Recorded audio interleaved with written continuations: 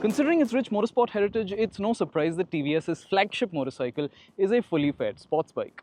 The Apache RR310 has been around for 7 years now, and in that time it's received numerous updates to keep it relevant and refreshed.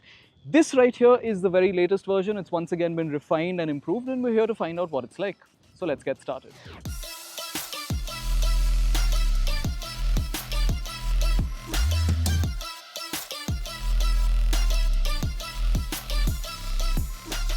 The boffins at TVS have been hard at work on the engine. They've done things like bump up the compression ratio and increase the airbox volume and lighten the piston. Lots of complicated engineering type stuff, lots of which has been carried over from the naked RTR 310. What matters to you and me though is that power is now up from 34 to 38 horsepower with a bump up in torque as well, and you get a sense of this when you're out on track. You do feel this extra horsepower, and it's mostly felt at the top end of the rev range, where the engine now pulls harder than before. So on the two long straights here at CoASTT, the new RR climbs through its gearbox nicely, and this should make it entertaining out on the road as well. But this update has also made the engine feel a little more peaky than before. If you're not in the right gear when exiting a corner and you fall out of the power band, progress will be slow. What also helps out here on the racetrack is the new bi-directional quick shifter, which really works rather well. Whether it's climbing up or hammering down the gearbox, it manages quick and positive shifts, meaning that you can really leave the clutch alone. Of course, here on track, you're almost always shifting at high revs and at full throttle. On the road, there's a lot more low RPM part throttle shifting. TVS says the quick shifter works from 2300 RPM onwards all the way up to the red line, so we look forward to finding out how it behaves on the road pretty soon. There are a few additional goodies on the RR for this year as well, most of which make it a little more convenient and a little more cool.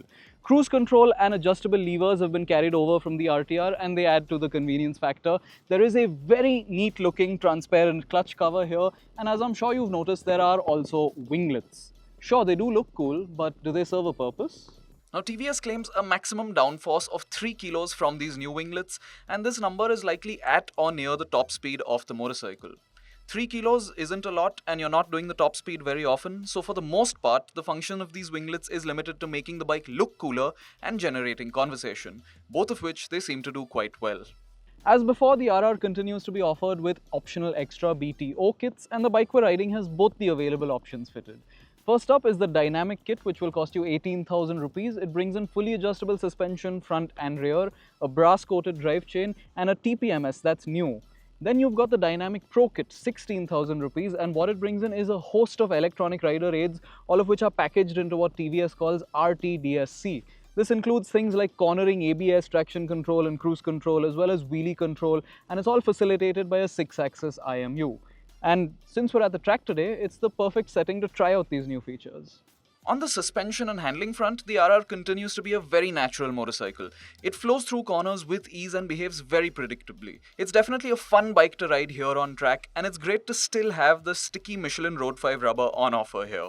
The electronics though are a bit more of a mixed bag. The cornering ABS seems to be very well judged and calibrated, because even when braking quite hard here on track, sometimes even when leaning into a corner, it never really interfered with things. The cornering traction control though seems like it could use some work. Usually you'd want a system like this to intervene just before or as the rear tire begins to slip under acceleration. But the traction control here seems to just reduce power output at high lean angles, irrespective of whether the rear tire is close to slipping or not. As you pick up the bike on corner exit and the lean angle reduces, it gradually feeds in more and more power. This is similar to what we experienced on the RTR 310 when we first rode it as well, though not quite as pronounced. So an experienced rider will almost certainly be quicker with the traction control switched off, but it's a good feature for less experienced riders who may be new to track riding. All these updates mean that prices have gone up, of course. You can still get the base variant in red without a quick shifter at a fairly reasonable 2.75 lakh rupees. But if you want the quick shifter, then it's a big jump to 2.92 lakh rupees, which quickly becomes 2.97 lakh rupees if you want this neat new bomber grey color option.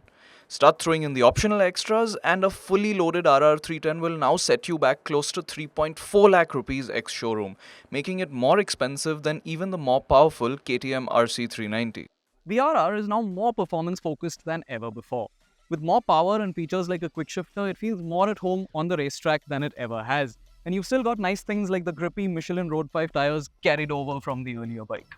As a sports bike, then it's a good one that's now a little more cool and a little more capable with this update. And you've also got some nice customization options available. But this is now a hotly contested segment. You've got the likes of the Aprilia RS457 and the KTM RC390 to contend with. How this stacks up against those rivals and what it's like out in the real world is something we hope to be able to tell you soon. Until then, stay subscribed and hit the bell icon so you're the first to be notified when we have more to tell you about this bike.